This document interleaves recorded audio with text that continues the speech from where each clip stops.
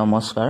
যেহেতু মই সিদিনাখন কৈছিলোঁ যে আমাৰ ঘৰত ভাগৱত পাঠ আছে 11, 12 আৰু 13 তাৰিখে, সেইকাৰণে সিদিনাখন মই ভিডিঅ'টো দিছিলোঁ। গোটেই সম্পূৰ্ণকৈ দিব পৰা নাই, দি থাকিম মাজে মাজে, কাৰণ ভাগৱত পাঠ চলি থাকিব, তেনেকৈ দি থাকিম। পেণ্ডেলটো কাপোৰ কানি আজি লগাই আছে, প্ৰায় কাপোৰ কানিখিনি লগাইছে। ইমান এটা জাক জমকতাৰ পেণ্ডেল নহয়, যিহেতু ভাগৱত পাঠে, বিয়া নহয়, সেইটো কাৰণে জেনেৰেল ইয়াত লগাই আছে আৰু গোটেইখিনি। কেনেধৰণে এইটো হ'ল মাইকবিলাক থাকিব ইয়াত, এইটো টাৱাৰটো বহাইছে এনেকৈ, এইটো ইয়াত এনেকৈ বনাইছে আৰু গোটেইখিনি ইয়াত খাদ্য পাতি ইয়াত বনোৱা কৰা হ'ব।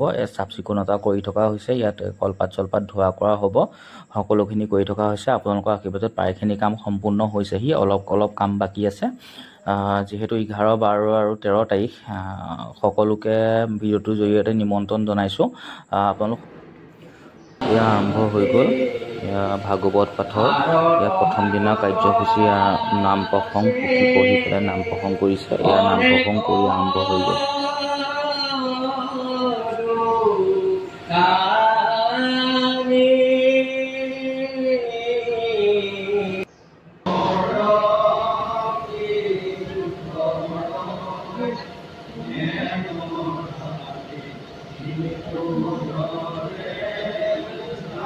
ইয়াৰ ৰাইজসকলে ইয়াত প্ৰসংগ কৰি আছে এতিয়া।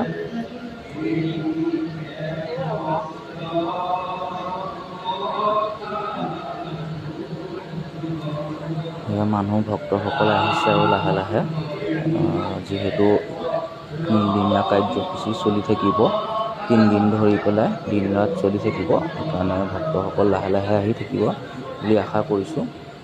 আপোনালোকক দেখুৱাম।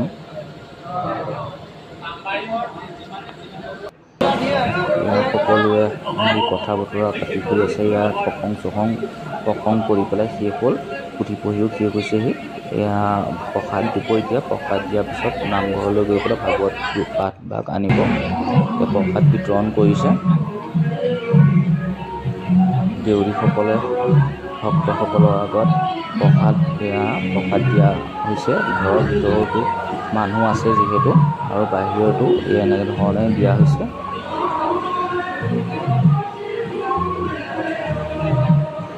প্ৰসাদ ভাগ খাই হোৱাৰ পিছতে, যিহেতু নামঘৰত ভাগৱত আছে, নামঘৰত সেই ভাগৱত ভাগ আনিবলৈ সকলোখিনি আমি ওলাই যাম। এয়া নামঘৰলৈ বুলি ভাগৱত আনিবলৈ সকলো ৰাইজ গোপিনী ওলাই আহিছোঁ।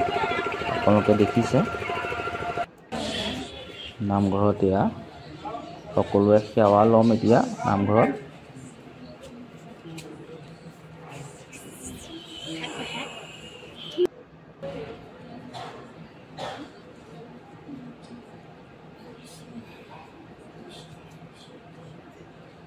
এয়া হ'লে আপোনালোকে চাই গৈ থাকিবচোন, আগলৈকো দেখুৱাই গৈ থাকিম।